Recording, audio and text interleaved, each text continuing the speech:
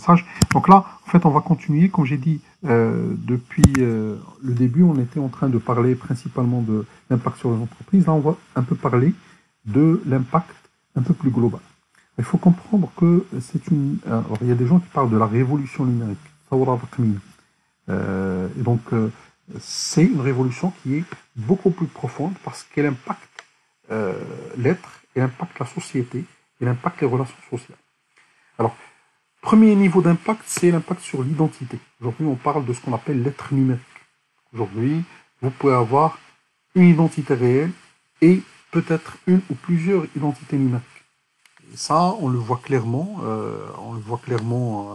À différents niveaux. Il y a des gens qui se transforment quand ils sont derrière leurs écrans, quand ils sont sur Facebook, en d'autres personnes. Donc on va avoir une autre identité. Alors, peut-être pour le mieux, pour le pire, ça dépend. Alors, ce qui est également intéressant, c'est que en fait, les éléments auxquels on s'identifie ne sont plus les mêmes. Avant, on s'identifiait à une famille, par exemple. D'accord. On s'identifie à une tribu. On s'identifie à un pays. On s'identifie à une identité religieuse, à une identité culturelle. Aujourd'hui, de plus en plus, ces types d'identification sont en train de se rétracter au profit d'autres identités. Alors, est-ce que c'est bon, est-ce que c'est pas bon? Moi, je suis pas là pour juger, mais je trouve que c'est quelque chose qui est aujourd'hui de plus en plus vrai. Donc, on a cette identification qui est différente, qui est vis-à-vis d'autres choses. Alors, je donne un exemple très simple. Aujourd'hui, quand on va s'identifier, par exemple, il y a quelques années, quand on voulait donner une identité, c'était souvent l'adresse postale. Aujourd'hui, bon, l'adresse postale ne veut rien dire. On s'identifiait même au numéro de téléphone. Donc, le numéro de téléphone, c'était un élément d'identité. C'est pour ça que généralement les gens ils gardaient leur numéro de téléphone pendant des années et des années. Je connais des personnes qui ont le même numéro de téléphone depuis 20 ans. Généralement, c'est un critère, si vous voulez, tester, évaluer est-ce qu'une personne il appartient à l'ancienne génération ou à la nouvelle génération. Alors que dans la nouvelle génération, vous allez trouver des personnes qui changent de numéro comme ils changent de chaussures. Donc, ils ont 3 numéros déjà, avec les 3 opérateurs. À chaque fois où il y a une promotion chez un opérateur, ben, ils vont basculer d'un opérateur à un autre. Donc, bien sûr, avec ça vient un élément qui est très important, c'est le caractère de zappeur de cette nouvelle génération. C'est une génération fidèle, parce que tout simplement, ils ne se retrouvent pas dans une identité qui est enracinée, familiale, tribale, culturelle, religieuse. Et donc, du coup, on va se retrouver avec des personnes qui peuvent, comme j'ai dit, changer d'identité. Alors, l'exemple que j'ai donné pour le numéro de téléphone, il est valable parce qu'aujourd'hui, même quand on va changer son numéro de téléphone, on va toujours être accessible via d'autres médias.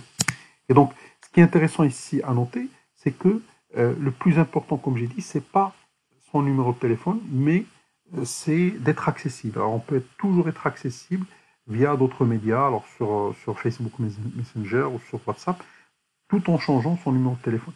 Donc, tout ça pour dire qu'aujourd'hui, la notion d'identité, elle est différente.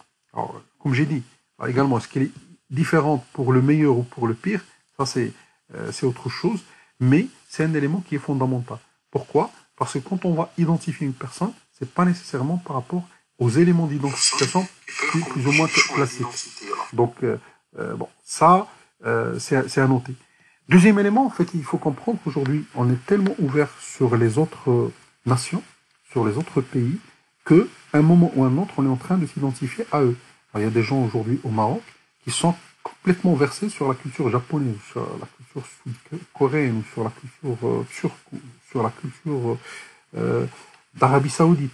Donc, on va se retrouver avec différents types d'identités et avec des personnes qui peuvent même, la même personne peut naviguer entre les différentes identités. Bien sûr, là également, il y a des avantages et des inconvénients par rapport à tout ça. Et puis, en termes d'inconvénients, clairement, aujourd'hui, la notion d'appartenance. Et donc, ça, c'est un peu le corollaire.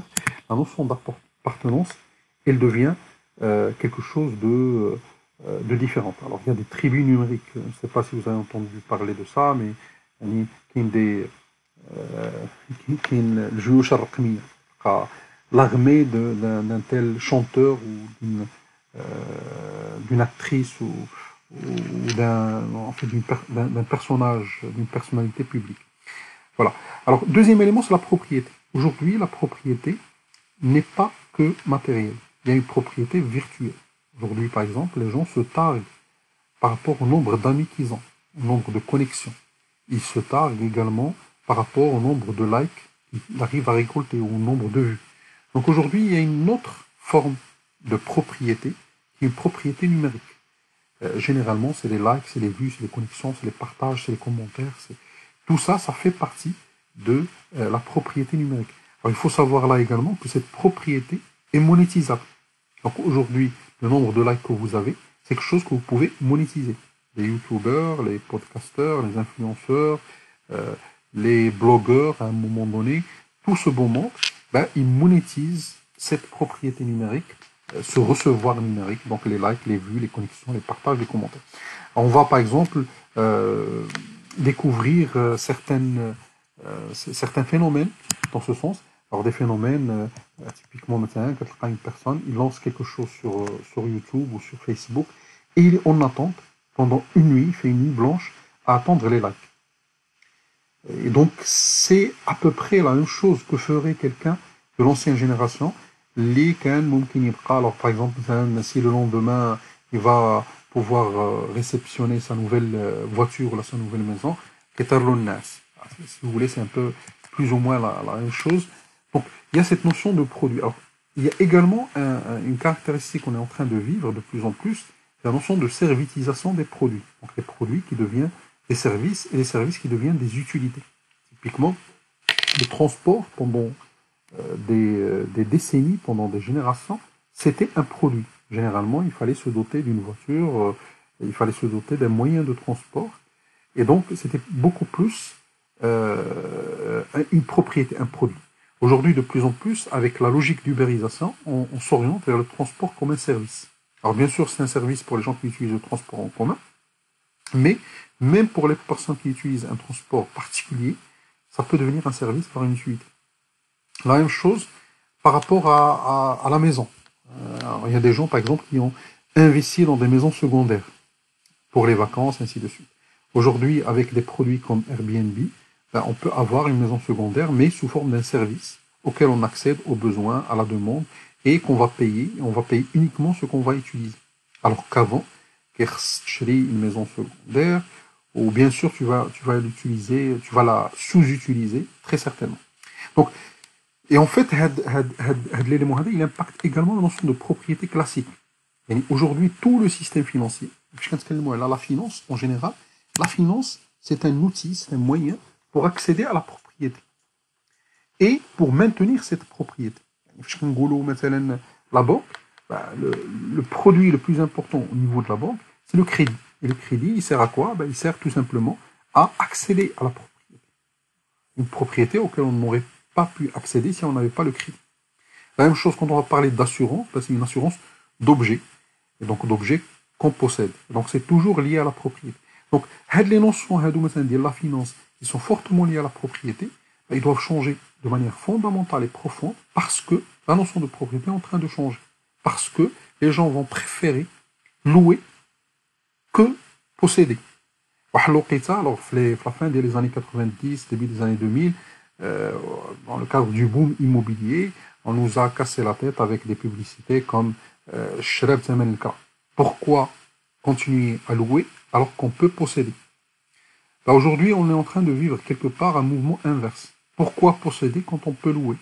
Parce que dès lors qu'on va parler de possession, dès lors qu'on va parler de propriété physique, automatiquement, il y a un ensemble de choses qui vont en découler. Une voiture aujourd'hui, il faut payer bien sûr une assurance, il faut payer un gardien de parking, il faut bien sûr assurer un entretien de la voiture, et ainsi de suite. Donc il y a un ensemble de choses qui sont impliquées ou qui découlent de cette possession et de cette propriété. Donc aujourd'hui, Kimagout, on s'oriente vers moins de propriété, alors ce qui peut être intéressant. L'une des raisons à laquelle on s'oriente également vers moins de propriété, C'est la question, en fait, la troisième caractéristique liée au transport. Aujourd'hui, de plus en plus, on va vers d'autres types de transport. Je ne parle pas uniquement de la technologie. Alors, au niveau de la technologie, on a les voitures autonomes, on a ce qu'on appelle aujourd'hui de plus en plus, ça existe dans certains pays, les taxis drones. Donc, on a d'autres formes de transport. Il y a des formes de transport un peu plus farfelues comme Hyperloop et Tesla. Donc, il y a un ensemble de moyens de transport qui sont basés sur des technologies. Alors, par exemple, les voitures autonomes sont fortement basées sur l'intelligence artificielle, puisqu'ils vont vous permettre, par exemple, d'avoir une voiture qui est autoconduite et donc on n'a pas besoin d'un conducteur. Ça peut être utile. Alors là également, il faut voir les impacts sur des secteurs comme le transport et sur des métiers comme chauffeur. Aussi bien chauffeur de taxi, mais également chauffeur au niveau des moyens logistiques, des camions, des transporteurs.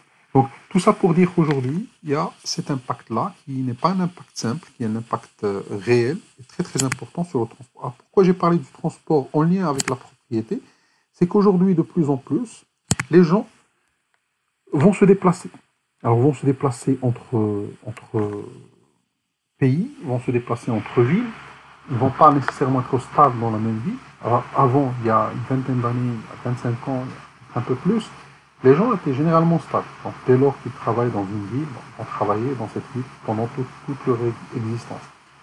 De même, en fait, quand on va étudier dans une ville et on va continuer à étudier dans la ville jusqu'à son permis, ses études. Aujourd'hui, de plus en plus, on trouve, avec la mondialisation, avec tous les effets d'entraînement que ça a donné, notamment en termes de réduction du coût du transport aérien, en termes d'accessibilité de beaucoup de pays, de régions du monde qui n'étaient pas accessibles auparavant, on se retrouve avec des gens qui se déplacent. Alors, se déplacent professionnellement, et puis se déplacent également par besoin, par envie. Ils ne veulent pas vivre dans une même ville pendant longtemps, ils veulent changer, ils veulent vivre des expériences un peu partout dans le monde. Et là, bien entendu, la notion de propriété n'a plus la même utilité, n'a plus la même importance qu'auparavant. علاش لأنه quand je vais me déplacer professionnellement, Allahumma, mais quand je dis de la propriété. Et comme ça, je suis plus flexible pour me déplacer. Bien entendu, cet aspect-là, il est en train d'être impacté fortement par le coronavirus. Donc, il se peut que par la suite, on va vivre un changement majeur au niveau du transport. Les prix, au niveau des liaisons aériennes, étaient justifiés par le nombre de personnes qui se déplacent.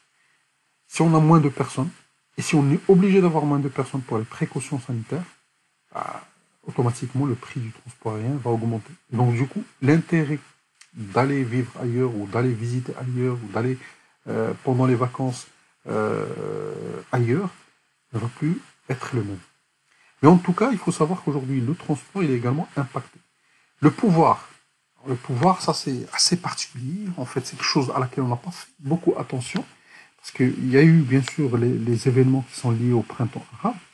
Mais à un moment donné, en fait, on le voit de plus en plus les dernières années, qu'il y a un pouvoir qui est lié aux réseaux sociaux. Il y a un pouvoir de buzz, de création de contenu, un pouvoir des influenceurs.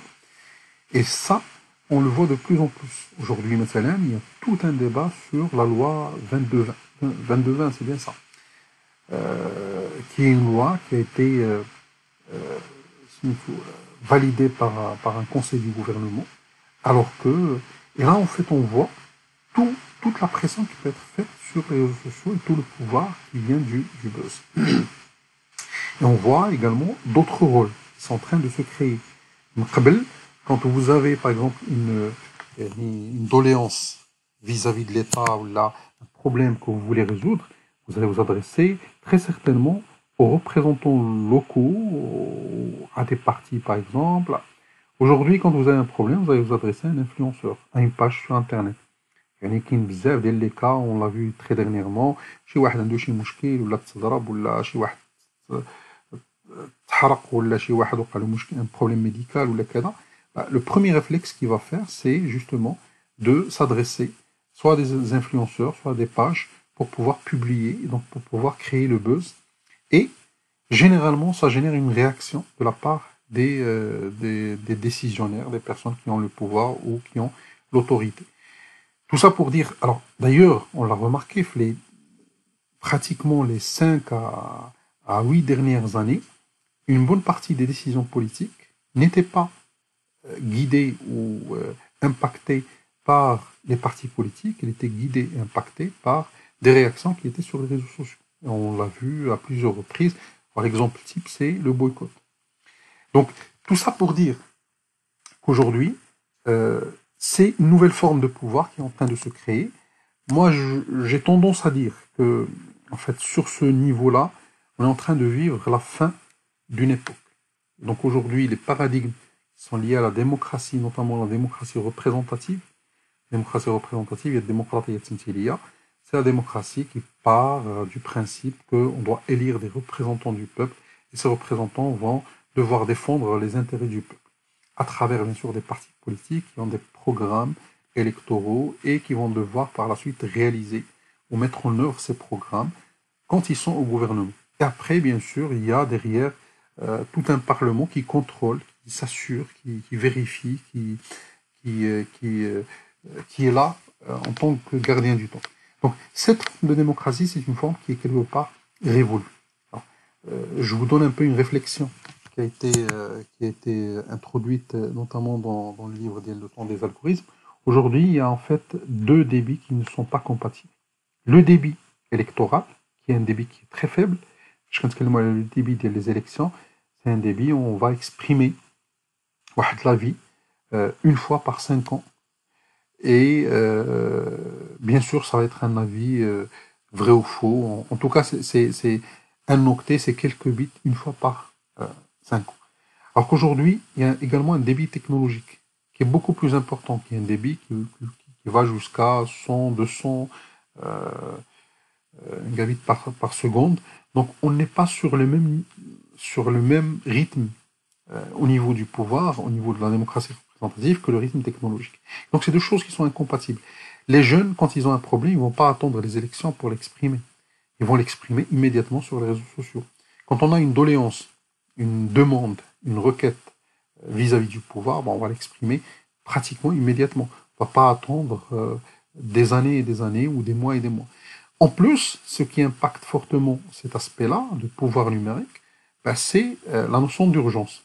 Donc on l'a vu plus ou moins, mais de manière assez rapide, quand on a parlé de génération connectée. Donc on a vu quelque part qu'aujourd'hui c'est une génération qui est dite Ikiwaiwin, c'est-à-dire I know what I want and I want it now. Je veux tout de suite, ici et maintenant.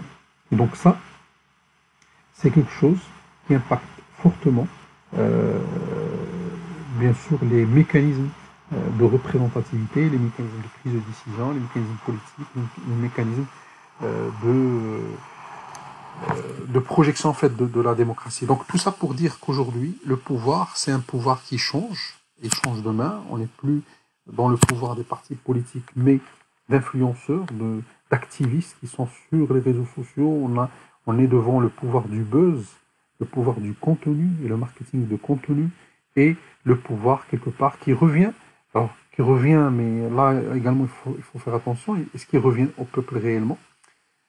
Pas réellement, donc on est toujours devant une couche intermédiaire, devant des partis intermédiaires. Alors peut-être ils ne sont pas aussi ankylosés que les partis politiques tels qu'on les connaît, mais ils ne sont pas aussi, disons,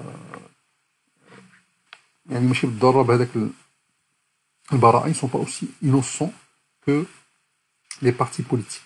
Parce qu'aujourd'hui, dans ce pouvoir-là, on va utiliser ce pouvoir pour pousser des produits, donc à l'échelle économique, mais également pour pousser des idées. Et ça peut être plus facilement manipulable. D'autant plus que chez ces influenceurs qui ont quelque part ce pouvoir-là, on n'a pas nécessairement d'idéologie. Et donc, du coup, c'est plus facilement attaquable. Voilà. Alors, après, la même chose par rapport à la priorité. Aujourd'hui, il y a un autre rythme de priorité, la priorité numérique. C'est une priorité qui est changeante. C'est une priorité où la seule constante, c'est le changement.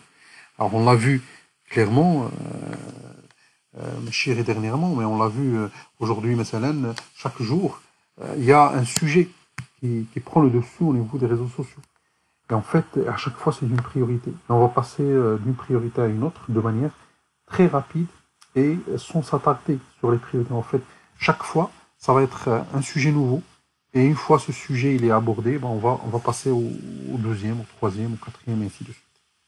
Voilà de manière globale. Alors, bien entendu, les autres éléments qui vont être également impactés, qui sont aussi importants que ceux qu'on a évoqués. L'appartenance, on l'a un peu évoqué dans le cadre de l'identité. Donc aujourd'hui, il y a la tribu numérique. Il y a des gens qui vont s'identifier à des communautés, à des pages, à des groupes qui sont sur Facebook, plus qu'ils ne vont s'identifier à leur famille, leur propre famille. Alors, bien sûr, avec les avantages, les alliés que ça peut avoir. Et bien entendu, est-ce que c'est quelque chose de pérenne, est-ce que c'est quelque chose de structuré, est-ce qu'il y a derrière une idéologie? Un élément qui est très très important, c'est la confiance. La confiance, aujourd'hui, on parle d'autorité numérique.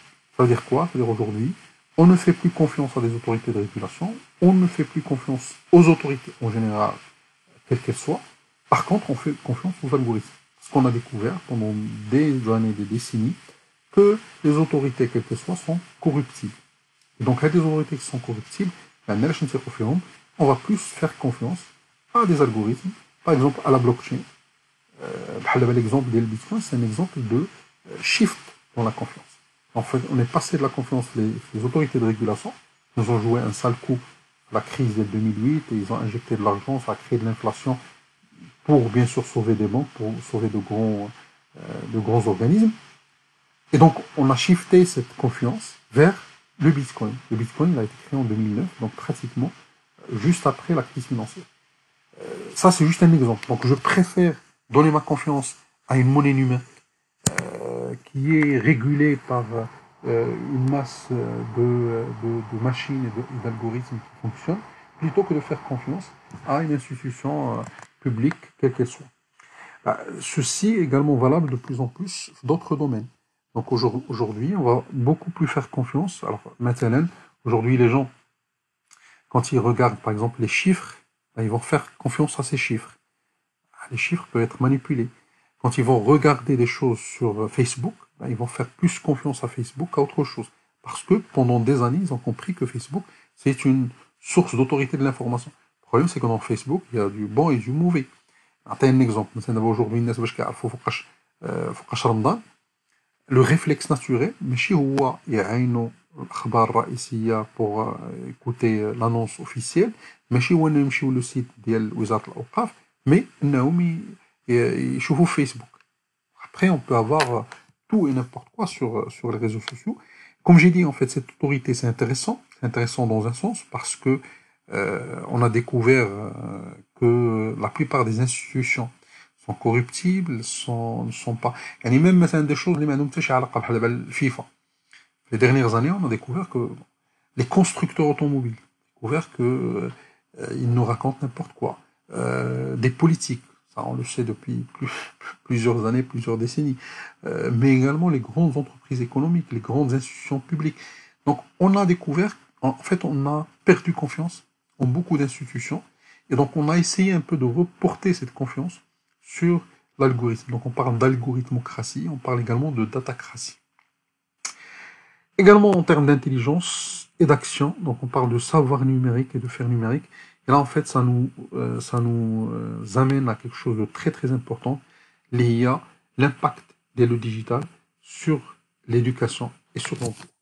Alors, ce que je voulais évoquer, peut-être pour laisser 5 minutes ou là un peu plus, ou là 10 minutes pour les questions, ce que je voulais également évoquer à ce niveau-là, c'est que la révolution est d'autant plus profonde qu'aujourd'hui, elle impacte le cerveau humain. Aujourd'hui, il y a un impact dans les deux sens. Le cerveau humain impacte la façon avec laquelle on conçoit et on utilise la technologie. Et vice-versa, la technologie impacte le cerveau humain. Aujourd'hui, c'est un complément quelque part du cerveau. D'ailleurs, les gens, le téléphone, c'est un complément de votre cerveau. Aujourd'hui, واش كاين شي حد كيعقل على un numéro, même son numéro des fois ما كيعقلش عليه. Et donc ça veut dire tout simplement c'est un complément, c'est une extension. C'est un peu le cerveau augmenté, l'humain augmenté. Donc ça fait partie de notre cerveau et donc ça façonne quelque part notre cerveau. شنو هي الحاجات اللي كنذكروها, comment notre mémoire est faite, شنو هي الحاجات اللي qu'on est obligé d'analyser. Il y a des choses qu'on n'est pas obligé de stocker, qu'on n'est pas obligé d'analyser, qu'on n'est pas obligé de mémoriser. Donc tout ça, c'est pour dire que c'est une révolution qui est beaucoup plus profonde que ce qui apparaît. Alors, par contre, il y a un grand sujet qui est très important et qui fait partie des impacts de ces technologies, c'est l'impact environnemental. Alors, l'impact environnemental, c'est un impact sur les espèces, sur les matières, sur les éléments de la table périodique. On voit aujourd'hui qu'il y a un ensemble d'éléments qui sont en danger.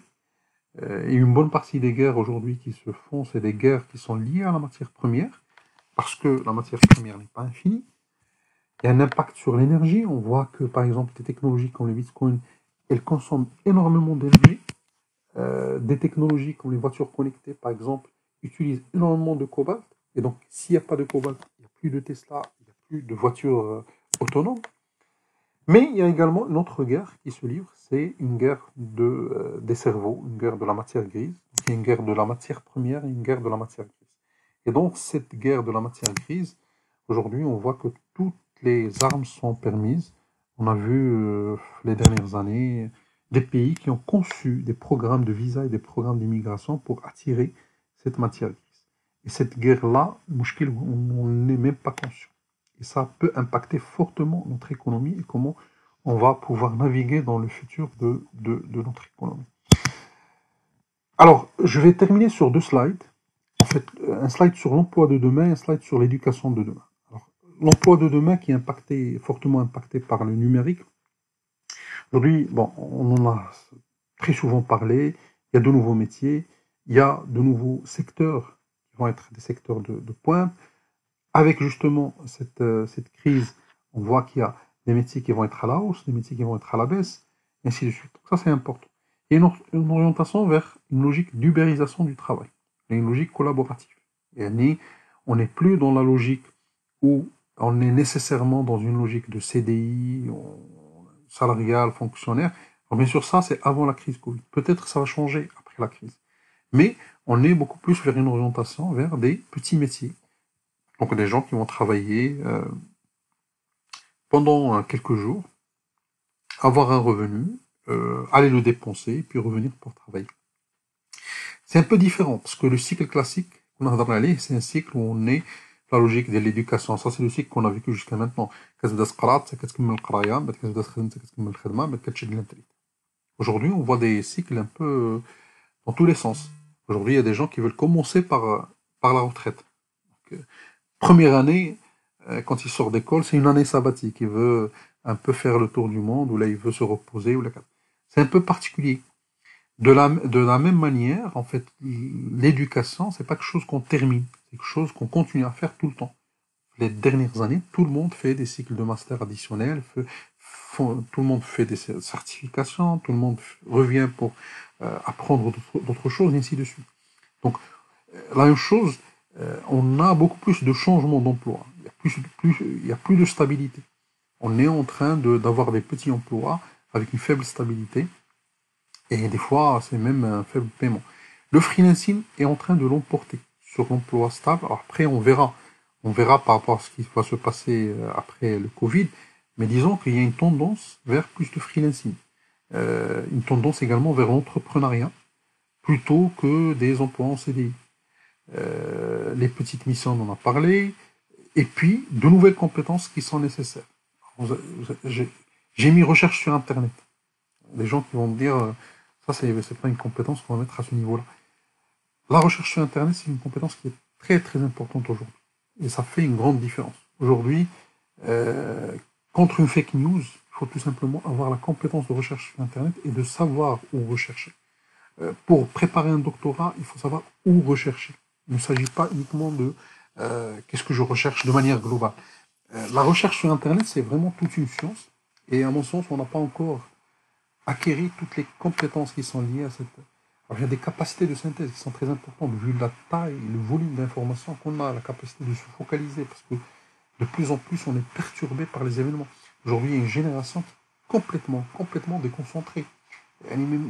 C'est très difficile de garder son attention pendant longtemps. La capacité à gérer le stress, à gérer les conflits, à gérer les situations de crise. On l'a vu par exemple avec le Covid, gérer l'inconnu, la capacité de collaborer, de travailler en réseau. En tout cas, il y a un ensemble de nouvelles compétences, dont la plupart, c'est des compétences dans le domaine de l'intelligence émotionnelle. Et puis, il y a également la créativité, la place de la créativité dans l'emploi de demain. Euh, et puis, bien sûr, pour la gestion des compétences, il y a également d'autres enjeux. Je vais passer sur le volet éducation. Alors, ça, c'est un peu les compétences qui sont nécessaires en 2020. On voit que la créativité est en troisième position. Et puis, il y a également d'autres compétences. Alors, sachant que la créativité est en dixième position en 2015. Alors, je vais m'arrêter là. Alors, je ne sais pas si vous avez des questions. Le temps que vous ayez éventuellement des questions, je vais juste essayer de répondre à la question de Samir Al-Lali. Comment retrouver cette confiance? Alors, est-ce que c'est nécessaire de la retrouver? La confiance dans les corps de régulation, la confiance dans les institutions. Moi, je trouve que c'est très difficile de retrouver cette confiance parce qu'elle a été brisée à plusieurs reprises. Et comme j'ai dit, elle a été brisée de manière presque irréversible. Maintenant, je crois qu'il faut changer les institutions et la façon avec laquelle elles interagissent si on veut retrouver cette confiance. En fait, il faut réinventer la démocratie, si vous voulez. Il faut réinventer le système politique et puis également le système économique qui le régit. Aujourd'hui, on a un exemple très simple. La confiance sur les banques centrales, partout dans le monde, chez elle est à son plus bas niveau. N'est-ce pas la Banque centrale parce que on va voir également ce qui va se passer après le Covid. Mais en tout cas, il y a cette faiblesse. Les États, le taux d'acceptation d'un président élu au bout d'un an, généralement, il est fortement diminué. Le nombre de personnes, le nombre de personnes qui exercent leur droit de vote, partout dans le monde, il est en forte diminution. Au Maroc, c'est encore pire. Dans tous les pays du monde, il y a cette. Donc aujourd'hui, on est la limite, comme j'ai dit, de la confiance dans les systèmes. Aussi bien le système politique, le système économique, les systèmes judiciaires, de justice, les systèmes de travail. D'ailleurs, ça la confiance sur les syndicats, les organismes intermédiaires, elle est à son plus bas niveau. Est-ce qu'il y a d'autres questions? S'il n'y a pas de questions. En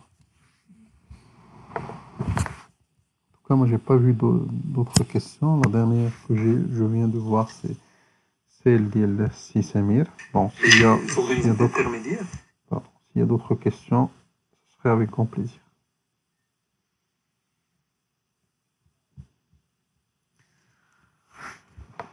Sinon, on va clôturer cette session. C'était un peu court. Bon, il y avait en fait chacun de ces sujets parfois il mérite une conférence à part, mais bon, l'essentiel c'est qu'on prenne conscience de la profondeur en fait de l'évolution de la transformation qu'on est en train de vivre. Alors une question peut-être c'est Abdelali Oufkeri, notre système éducatif est-il au diapason par rapport à ces skills exigés? Bon, moi j'exerce dans le dans le domaine effectivement de l'éducation et je sais qu'on n'est pas encore au niveau. En tout cas, aujourd'hui, notre système éducatif est loin derrière. C'est pas moi qui le dis, c'est également les organismes internationaux. Je crois que parmi les choses, et bon, ça, je rebondis également sur peut-être la question des systèmes sur le côté religion. Ce qui nous permet quand même de continuer, c'est qu'aujourd'hui, il y a un système de valeurs qui existe, qui est basé sur, entre autres, la religion, sur la culture, et c'est quelque chose qui nous sauve. D'ailleurs, elle a permis de nous sauver quelque part pendant cette crise du Covid. Parce que s'il n'y avait pas cet élément-là, culturel, religieux, c'est quelque chose qui... Maintenant, c'est pas suffisant. Quand je dis c'est pas suffisant, parce que déjà, c'est quelque chose qui est attaqué de toutes parts.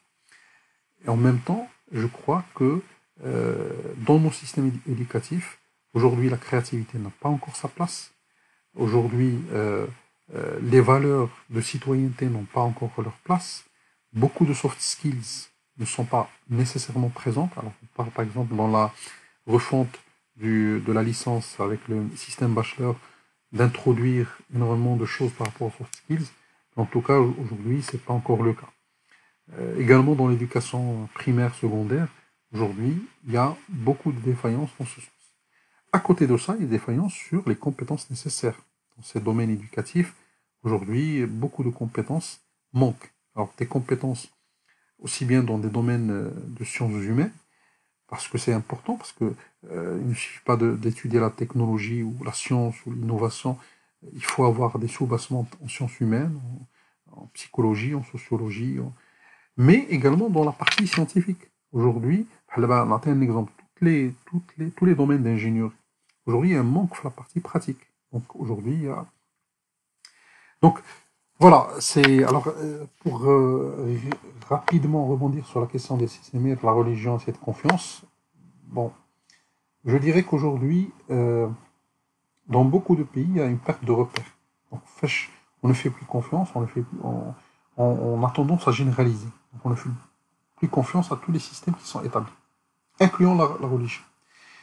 La différence, à mon sens, par rapport à la religion, c'est que même s'il y a une petite perte de confiance, notamment de la part des jeunes, c'est quelque chose qui est rattrapable. C'est pas structurel. C'est pas fortement idéologique. C'est peut-être une étape de la vie et puis ça va revenir par la suite. Par contre, si on veut garder cette confiance, je crois qu'il y a également un effort à faire en termes de modernisation de la logique qu'on a au niveau du traitement des valeurs de base, de la culture et de la religion. Alors, une question d'essai Mehdi Dbar. Pensez-vous que les smart contracts ont un avenir dans le secteur privé-public, qu'est-ce que c'est sur les métiers notaire et assurance? Alors oui, alors smart contract, ça c'est en fait l'une des composantes majeures de la technologie ou de l'architecture blockchain. Donc c'est les contrats intelligents, donc des contrats qui peuvent être gérés, régis sur l'ensemble des clauses et dans tout le cycle de vie par la technologie, par la blockchain. C'est quelque chose, en tout cas aujourd'hui, la blockchain, à un moment donné, on était le haut du hype cycle. C'est-à-dire, en fait, on croit que c'est la solution miracle, ça va résoudre beaucoup de problèmes, ainsi de suite. Et ça va changer la vie, ça va transformer. Il faut savoir que la technologie passe souvent par ce qu'on appelle un hype cycle. Et donc, par ça, tout le monde en parle, tout le monde veut vendre des solutions dans ce sens, et ainsi de suite. Moi, je trouve que ça va transformer. Ça va transformer certains secteurs.